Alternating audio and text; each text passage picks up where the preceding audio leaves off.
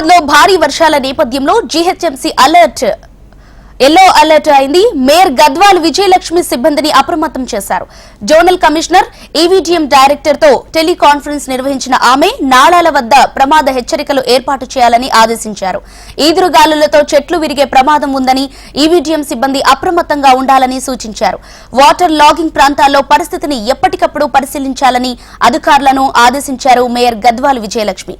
Banjara Hills road number 11లో ఉదయనగర్ కాలనీలో కొట్టుపోయిన నాలా ప్రాంతాన్ని జీహెచ్ఎంసీ కమిషనర్ రొనాల్డ్ రోజ్ పరిశీలించారు.